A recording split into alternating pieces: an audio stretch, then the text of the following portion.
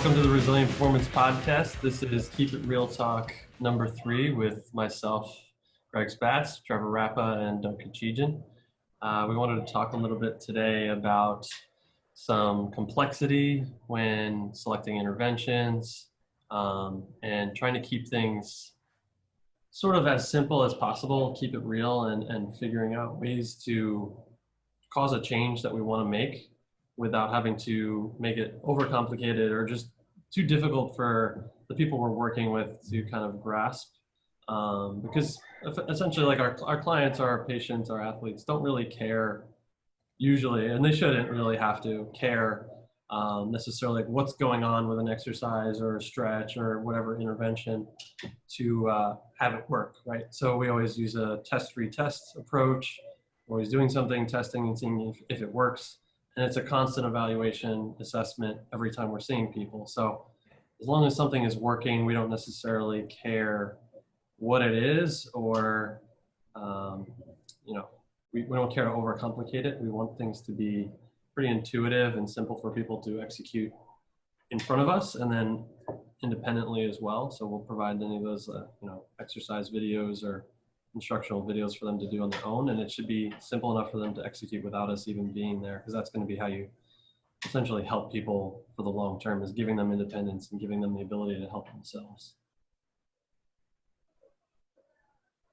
Yeah, I think, we've been kind of talking about it more and more because it's all the stuff that you see online with different videos and things people post. They post these overly, a simple looking exercise with this overly complicated explanation. And even though there's oftentimes, especially with the interventions we do ourselves from a treatment standpoint, they may look simple and they're just a single leg hip bridge. There's a complex rationale behind why we're choosing that, but we want to make the intervention itself as simple as possible. That's what's going to get you most bang for your buck. And then, clients, oftentimes we need to give them some sort of rationale as to why we're doing what we're doing. But we want to keep that rationale as simple and linear as possible, not make it seem overly complicated where we're just kind of using big words, almost make ourselves sound smart and like we know what we're talking about. I think there's just a big difference between making things complicated for the sake of making it complicated and sounding smart and using big words versus knowing that what's happening is very complex, but trying to make it as simple as possible. And that works,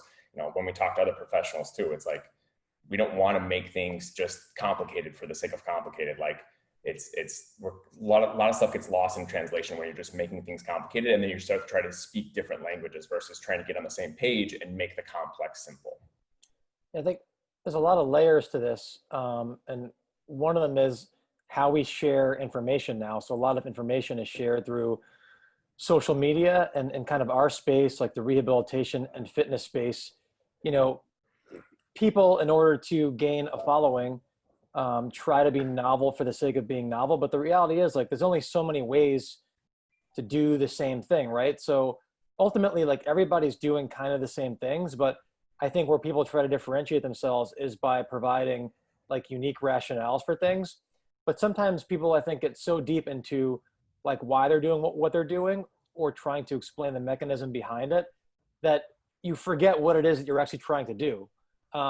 So for example, if you're working with somebody and they have anterior hip pain when they squat, and then you assess them and they have no internal rotation in that hip, you can try to use any kind of theoretical justification that you want for your intervention, but you need to get that person to squat without pain in the front of their hip and get them some internal rotation. And I think on social media now, people will write almost like a thesis, and they're just showing somebody doing a clamshell.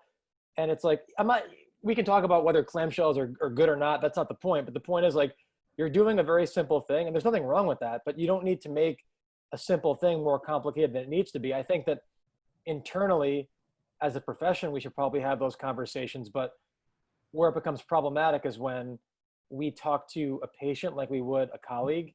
And I know I was guilty of that earlier on because I wanted to sound like the smartest person in the room to the patient. And it was more, I think, an ego-driven type thing than what is the purpose of our interaction with the patient? It's to serve the patient. And so now, I don't know if this is right, it's just how my approach has changed. I try to say as little as possible, and ultimately the patient should be able to tell me if what we're doing is working or not, because they know why they came in. So it's like, all right, why are you here? And I obviously have my own outcome measures, but I also want, like, I want to define the interaction in terms of like, well, what does success look like to you? Because, you know, they wouldn't be showing up in the office otherwise. So it's like, all right, well, success for me would be I can do a squat like without it hurting. So that's like one of the things that we're going to do is we're going to go to the rack and we're going to squat.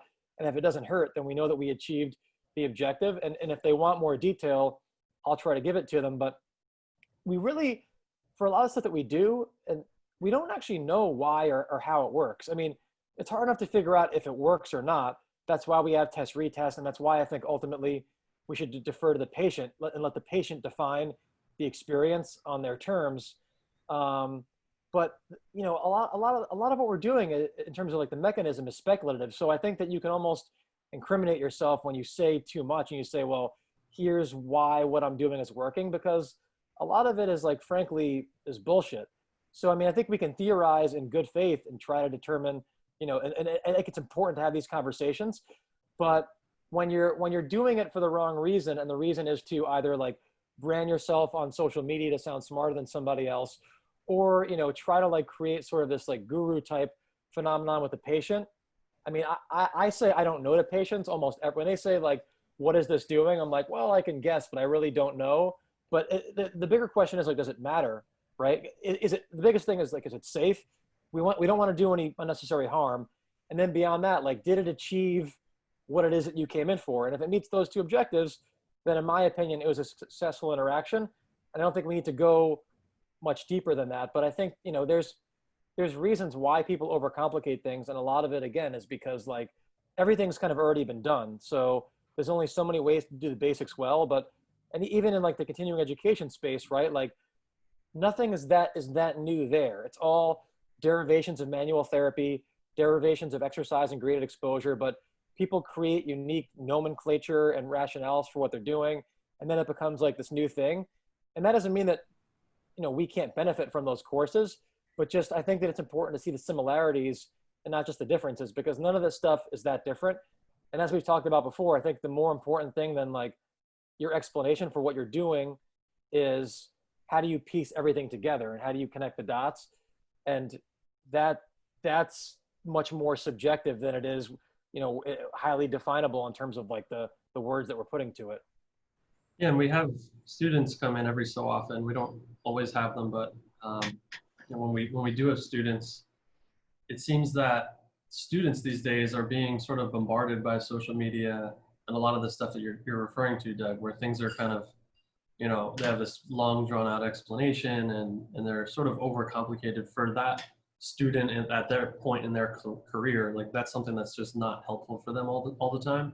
So sometimes we'll have students who come in and, you know, they're expecting some out there explanation or this extremely complex explanation to a lot of the things that they see us do every day, and the conversations that we have.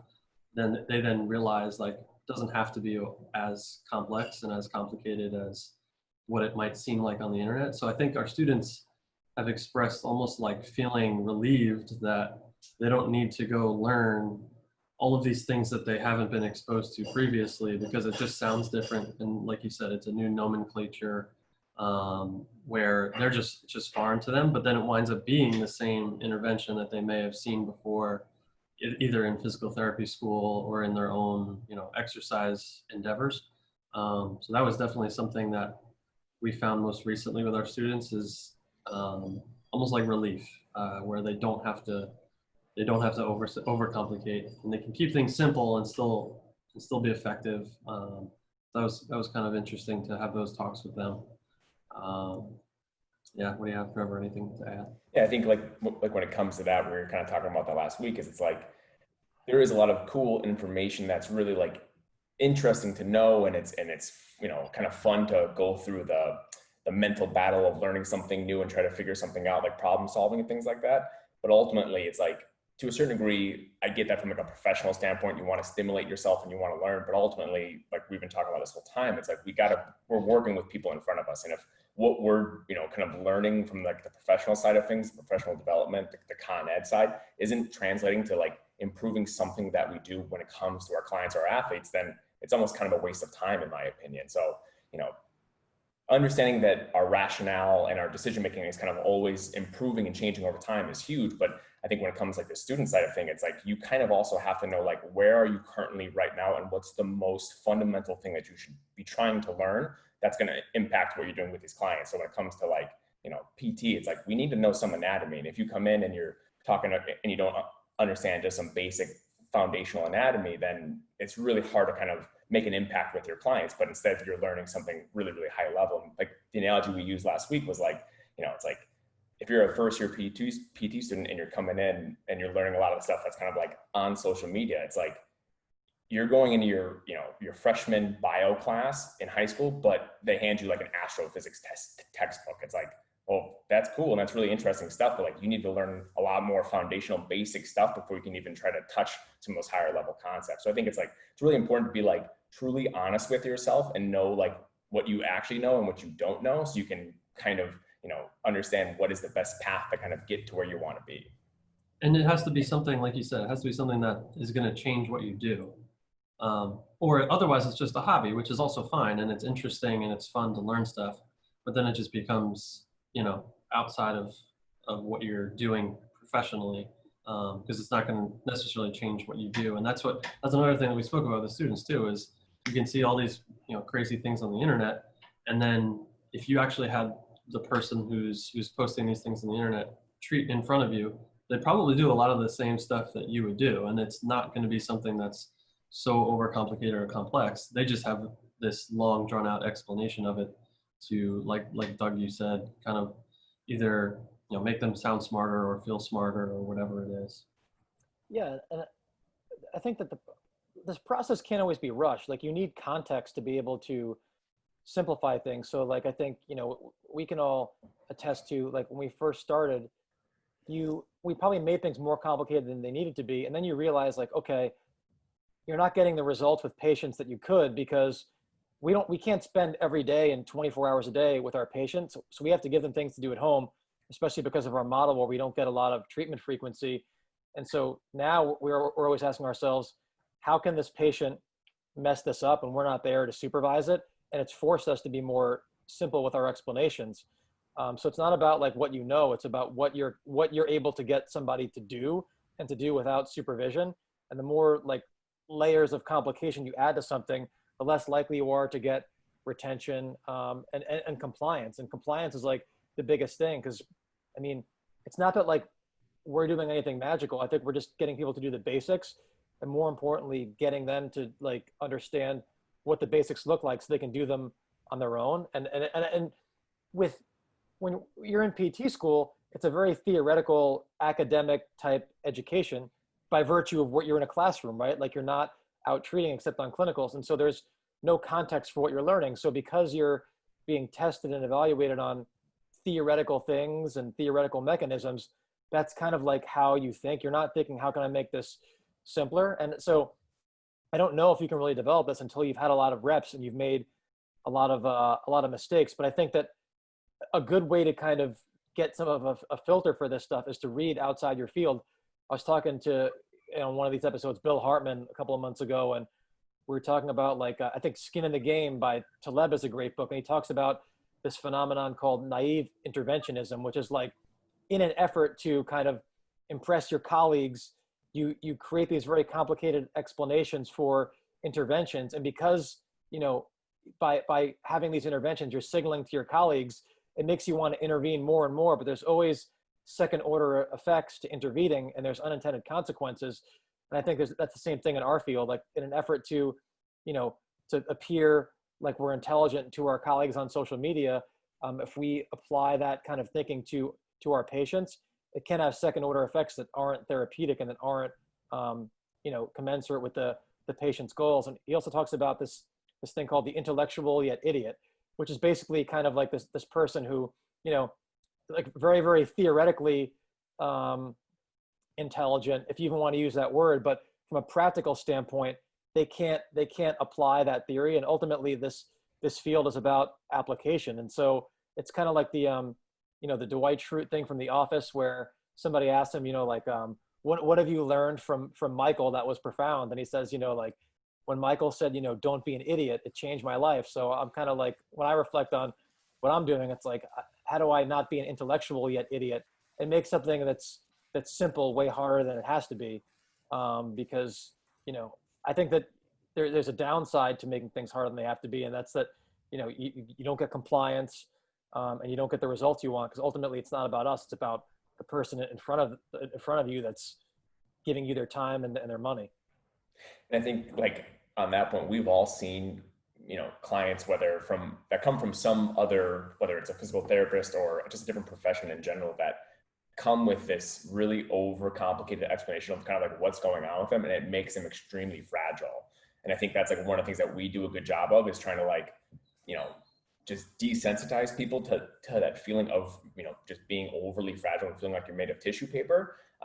Because there's, the explanations we give people make such a huge difference that, like you said, those secondary consequences that we don't understand, like people go home and like kind of just rethink all the different things that we tell them. And if we're telling them information that's not necessarily fully true or that we can't prove to them, then I think we're really kind of leading them down the wrong road. So I think, keeping things simple and not overly abstract them, because some people do come to us and they like to have those conversations that are kind of they're going too much into the weeds of things. And it's like, like I enjoy those conversations. They're fun, but like you said, it's conversations we should have together as professionals, not necessarily with clients. So even when clients kind of get exposed to that stuff, we need to like kind of steer them in the right direction that's going to help them meet their goals and get what they're looking for.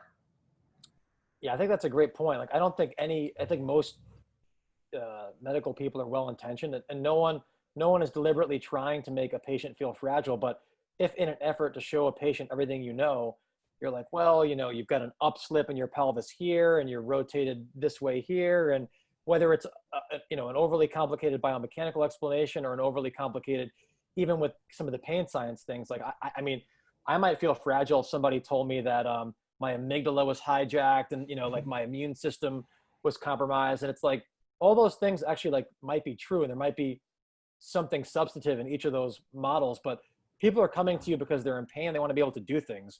So it's like, all right, like how do we get you from point A to point B systematically? And if they want explanations, you could try to provide it. But, even knowing that there's kind of like, there's a downside to some of these explanations. Like I've had imaging on my back before when I had like an episode of back pain and nerve pain. And even like knowing that, an MRI is just a snapshot. Like when I found out that I had like a disc herniation and stenosis and bone, like it messes with your head. And I know that like these things are, they're not destiny, but imagine somebody that's not aware of that. And you're telling them all these things that are quote unquote wrong with them, when a lot of them might not even matter. So I think focusing on function and what the person wants to do, like start with that. And then if they want more, you can give it to them. But I think you can incriminate yourself when you talk too much. And even somebody who like might think that a patient that thinks they might want a very deep explanation, just because they want it doesn't mean that you should give it to them either, because they might think they want it, but then when you give them what they want, they're like, oh, so you mean all these things are wrong with me? So you've got to be careful with that. I mean, there's always a fine line between giving somebody what they want and kind of sharing that, and also being the quote unquote expert and realizing that like, more than them, and not to be like paternalistic, but imagine if like, your parents, when you were really young, when you were like 3 years old, told you that Santa Claus didn't exist. Like there's a fine line with some of that stuff, and that's also clinical judgment. But like kids, or patients, again, not to be paternalistic, I'm just using an analogy. Like they don't need to know everything, because they don't have the filter to separate like what's meaningful and what's not. And they might take what you say out of context if you're not careful. Yeah, and then they're going to take some of the stuff you give to them and probably go to the internet and search around for it if they want to understand more. And then who knows what's going to happen after that at that point. But Doug, your whole point about having imaging done, seeing your back, and thinking like, okay, wow, like I actually have something sort of quote unquote wrong with me, but it's not destiny. I just thought of a case where I have a patient who, is he crying over there? Yeah, sure, go ahead. We got a baby crying in the background. Thought of a patient who I currently have, and he's had a disc issue for a decade or so. It's kind of come and gone with him throughout the year, and he just recently had almost like a really bad flare-up type of thing with it, where it wasn't getting better like it usually would on its own, sort of thing. So he came in, um, and he's at the point now where he's said to me, like, I am very, very happy with where I am, and I have to relate it to, like, again, what does he want, what are his goals, and my explanation needs to match that, and my interventions need to match that too. So if I were, and his goals aren't going to be mine, so he just wants to be able to walk and ride ride a stationary bike in his house for exercise, and that's great, and that's it. And for him, that's his endpoint. So I need to, when I'm with a student, explain to them, like, yes, we have all these great interventions and great exercises to make somebody more resilient and do some, like, really fun and cool things with people in the gym, but that would be very, very, very inappropriate for this patient, because it could be unsafe for them, in the acute phase or in the short term. And then it's also, like, long term, he doesn't really care if he can go, front squats, 225 pounds or whatever it is. So we don't need to project our goals onto somebody just because we have the ability to. So that goes back to your, just because we can intervene and give some sort of intervention, does that mean that it's not going to be detrimental, or it's not going to be a secondary effect that could be potentially bad? So for this guy, he's waiting for another injection, another epidural, and he's extremely happy with where he is, and I'm happy for him, and I'm really happy that he's getting back to the things he wants to do, not the things that I want all of my people to be able to do necessarily. Yeah. How many people have you guys worked with where we have this assumption that, like, when we treat a patient, we're working from a clean slate, like we're starting from zero, but a lot of times, like, we can't even get to zero until a couple of sessions in, because we have to undo some of the thoughts that were instilled by another provider. So we're kind of working, like, behind the starting line in a lot of ways.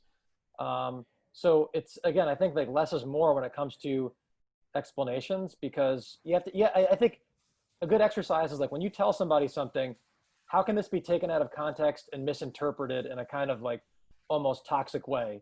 And I think if you do that, you're going to realize that there's, like, a lot less that you can say to somebody, because we're humans, we're emotional beings, and not everyone is going to look at things totally objectively, totally rationally. Like, what is the worst possible interpretation of something? And I think that would change how we interact with a lot of patients. Yeah, one thing that, like, we'll talk to students about is, like, if you come in or you have a new person and you do an eval and assessment, it's like you may have an idea of what, like, the perfect session and perfect treatment plan for this person is going to look like, but so does that person in their head usually. And if we're giving them only and if those two things, like, aren't that close, and we're only going to give them what we think they need, we're kind of doing them a disservice, and then they're not going to get the experience and the result they're probably really hoping for, because buy-in's going to be off. They're not going to believe in the process. Their emotional attachment to what they're experiencing is going to be probably more negative. So it's like we kind of find this happy medium of giving the people what we know they need and giving them some of what they want. Like, there's plenty of things, I know you guys do it too. It's like there's plenty of things that patients may say about, like, whether it's, like, about stretching and what they need to stretch or whatever, that it's like you got to choose your battles on what beliefs of theirs we need to kind of disprove to them, and which ones, like, kind of don't really matter and aren't negatively impacting them all that much. And I think it's like choosing your battles when you can. Like there's plenty of things that somebody may say to me the first session that I'm like, I really don't like that belief that you have right now. Like, I don't like the fact that you're like, I can never let my knees go forward when I get into a chair or when I go upstairs. It's like, okay, we need to address that at some point in time, but, like, we don't have a good enough relationship today, and you probably don't believe me enough today that we're not going to go there. But after a couple sessions, when we do other things and you're feeling better and you're starting to, like, trust the process, then maybe we can kind of go after some of those fragile, making you fragile beliefs that you have. But I think it's like knowing, some people try to, like, give them all of the best things right now, and it's like they may not be ready for it, whether it's physically, whether it's psychologically, emotionally. It doesn't really matter what it is. We got to meet them where they are.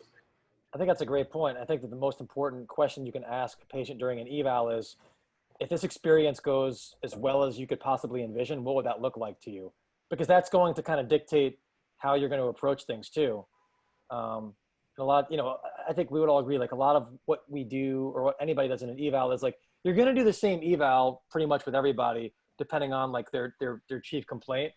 But the subjective part is what's going to solidify your relationship with that person right away. And like, even though people say, well, like that's the placebo effect, the reality is like, the more comfortable somebody is with you and the more somebody trusts you, the better a therapeutic result you're going to get. And you can't separate the interactive effects from the interventions themselves, because the interaction is the intervention. So people will say, well, like, we're not doing an RCT. We're not robots. Like, if anything, we're trying to maximize that human element to get a therapeutic effect, because you know what?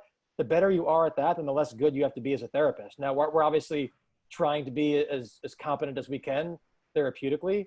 And again, therapeutics, the interaction is part of that, but like the sooner you can make somebody feel comfortable, the less good you have to be and the less stuff you have to do, really. So why, and that's in the patient's best interest, because now you're doing less to them, you're valuing their time more. So that's a great point. I think that's a question that needs to be asked right away to help drive the experience. Yeah, and like you were saying, Trevor, that there are rarely, things that they'll come in for an eval, they'll show you like, oh, well, I'm doing this hamstring stretch and this thing, and there's rarely a time when I'm like, you're gonna hurt yourself by doing that. And if that's something like, if they tell me, I really like this X stretch, I really like to stretch my hamstring, it makes my back feel better, and it might not match our biomechanical model all the time, but like, I don't care if they like to do that and it makes them feel better, they're not going to hurt themselves doing it. And who am I to tell them to not do something that makes them feel better? That, like, they're coming to us to feel better. So if they found something that helps them in the short term, like, go for it. Because then I'm going to give you other things to do that are more in line with what I want you to do. As long as you're not going to hurt yourself with the things that you're currently doing on your own, go for it. I like it. It's probably not, doing a 30-second hamstring stretch 3 times in one day is not going to make your pelvis explode and lose stability or whatever you want to call it. So, and again, like that goes back to like, yeah, maybe 6 years ago, 5 years ago, I would have been saying to people like, no, you shouldn't be doing that, because I had this sort of complicated thought process of like, no, you have to do everything perfectly correct, and it has to be in line with our biomechanical model. Whereas now, like Doug is saying, like this person has to be on my team and they need to be on board, and we need to have a good relationship, and the interventions almost come like secondary to that. But just because they're doing one thing that might not align, it's okay. They're going to be fine. And like you said, Trevor, like eventually you're going to get to a point with them. Maybe it takes you till the 4th session where you're more comfortable with them, they're more comfortable with you, and you can talk about the things that you spoke about with them on their eval, about like their knees going forward when they sit, or whatever it is. And you can find ways to show them, physically show them, while you're doing this, you don't have any issues, right? No, good. And like you feel more of this happening and you feel good when you're done doing it, right? That's awesome. So like, don't even worry about the whole knees forward thing anymore. Like you'll be fine. And it's just keeping it that simple with people and just showing them that they can do things, and they're not going to crumble and fall apart like tissue paper, I think is probably the most powerful thing that we can do with people. I think it's funny talking about like the hamstring stretching thing, because it's like, I mean, I'll admit being guilty of that earlier on too, like 100%. And it's funny because it's like, we always want to make people resilient and robust and be able to handle stress, but it's like you're creating so much fragility if you don't think somebody can handle like a 30-second hamstring stretch without like reproducing this, crazy pain syndrome that's going on. It's like that's equally as terrible as saying your amygdala is hijacked and kind of giving like the much more pain science, like neuro explanation behind things. It's like if people can't handle, if their bandwidth is that narrow that like that would actually hurt them, then like it doesn't even matter what they do. Then like it's kind of almost inevitable if they're trying to touch their toes that they're going to feel some sort of pain then. And like, yes, there's definitely positions that may be provocative for somebody right now, but I almost never tell somebody that like, I don't want you ever doing that. It's like, yeah, maybe not right now because, it's flared up and we just want to leave it alone for a couple of days, but yeah, in a couple of days, you'll be able to do it. It's going to be fine. I think, it's just so funny kind of like reflecting back on that of like, the littlest thing that we think is going to cause this cascade of events and just put somebody like, into a hole and put them on their knees. They're not going to be able to get up from it. It's like, do you really think that taking a 30-second to a minute stretch is going to cause this horrible, outcome? Like, there's just no way. Like at this point, if somebody says something and it's like they're doing something that might not match what I want them to do, and it's still safe for them, like I'll just kind of ignore it. I'll just kind of be like, all right, yeah, go for it. Like that's fine, and we're gonna also do this stuff. So it's just like having this dance with people and figuring out what makes them tick and what they want from you. And the knees over toes thing is a great example, because that would be an example of like the naive interventionism, intellectual yet idiot, because probably how that myth came about was somebody did a study and showed that when your knees migrate forward, in a squat or a closed chain movement, that it creates more patellofemoral stress, which it does, but your body can adapt to that. And if you look at like any athletic, not even athletic, like just real life, going up the stairs, like unless someone, there are people who, when they walk up the stairs, like I've been told your knee shouldn't go forward, so they deliberately like keep a vertical or a negative shin angle. But Back. watch just like regular people who, who haven't been told anything, haven't been corrupted. Like everybody lets their knees go forward.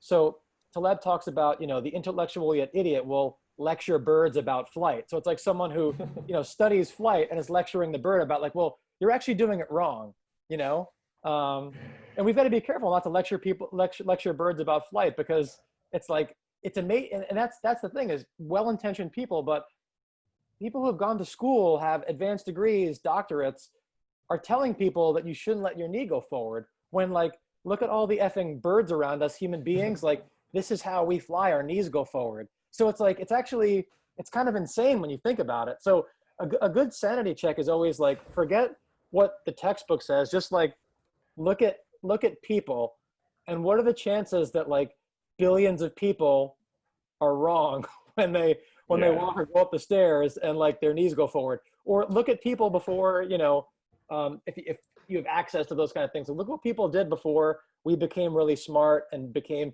physical therapists and orthopedists and trainers. Like, look at how they moved. And, there wasn't this like epidemic of back pain and knee pain, and people were sitting in a full squat and letting their knees go forward. And you can make a case that like, if you can't do those things, you're probably less adaptable and resilient as a human being. And that's part of the reason why, like, we're seeing a lot of these things, is because we've been told that they're all bad, and we don't have a lot of capacity. We don't have a lot of variability. So, lecturing birds about flight thing is really funny, and we've got to be really careful about that, because there's a lot of that going.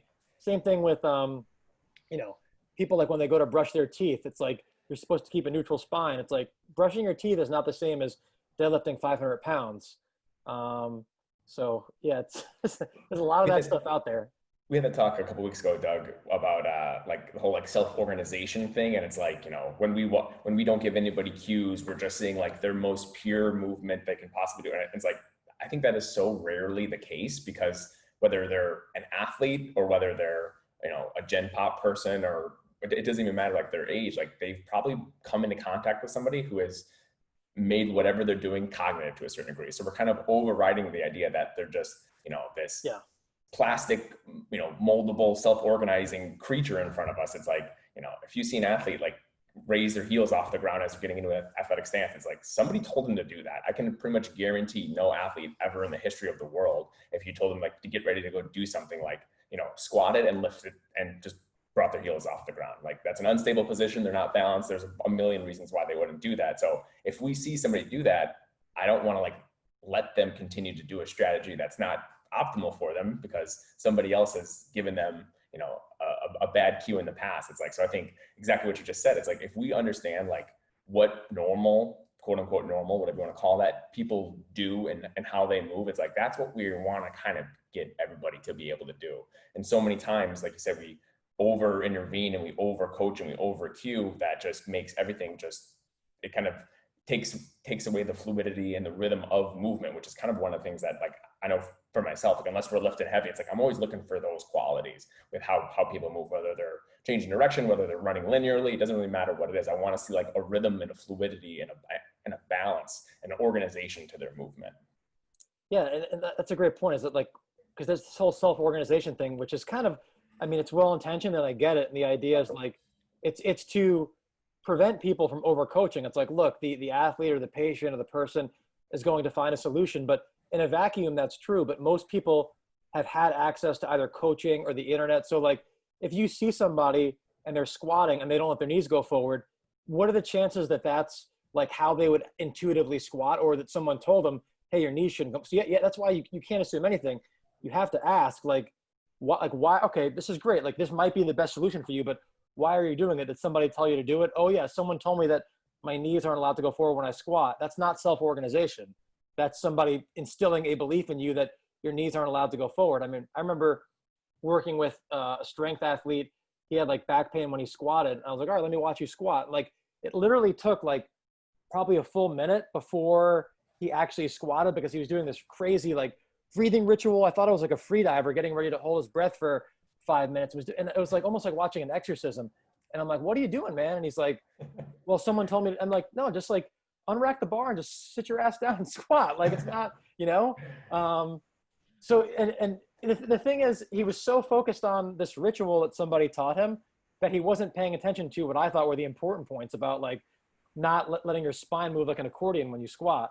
So it's like, yeah, we live in 2020 where there's an abundance of information, a lot of which is not great information. So we can't assume people are self-organizing. You have to ask the question, okay, like this might be what's good for you, but did someone tell you to do it? Why are you doing it? Are you thinking about it? Oh yeah.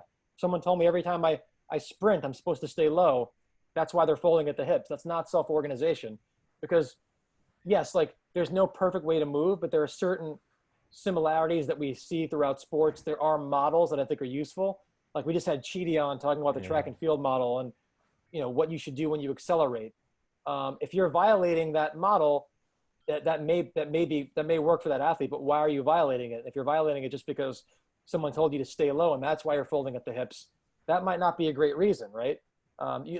If you're breaking the rules, there should be a good reason. So again, the rules are fluid, but I think that we have to start with some kind of a model of movement. And if you're violating that, we need to dig deeper as to why. And it's oftentimes not self-organization. It's bad coaching or bad cueing. Yeah, that's awesome. Yeah, it's funny because the acceleration one is something I've seen with so many people that if they come in and they've, pulled something or whatever, and it often happens during some sort of acceleration movement, and it's like, we'll go and we'll work on that stuff. And it's like, your setup is really good, but then you just dig your shoulders down as far as you possibly can, because every coach ever has always said, stay low. And it results in this forward folding, not really a good, flexion pattern at their ankles, knees, and hips, which is, again, that's another reason why, like, we have people squat like they do, because it's just getting people to do the same things we want everyone to be able to do consistently and all the time. Love it. Very nice. Cool. Well, that was one question in about 40 minutes. So I think There you go. I think we're good. It usually goes, but that's good. It's good because then we go on all these different tangents, and it's a good conversation. But yeah, we'll get in this one, Cool. and we'll do this. This one's tomorrow, or what's tomorrow, Greg? Yeah, tomorrow, as in today, Wednesday, August 5th. Okay. And then just another reminder, we have a promo on our online course going on and get free access to our exercise database. So if you're interested, now's the time to do it. Thank you for listening to the Resilient Performance Podcast. As a thank you for listening, we'd like to offer a 10% discount on our online products, which you can find at resilientperformance.com. We'd like you to use the promo code PODCAST, PODCAST, to get the 10% off. Right now we have the Resilient Movement Foundations course online format for you to purchase there. And we hope to grow that soon before the end of the year and have some other offerings. We hope you enjoy. Again, that's promo code PODCAST, PODCAST, for 10% off. Thanks.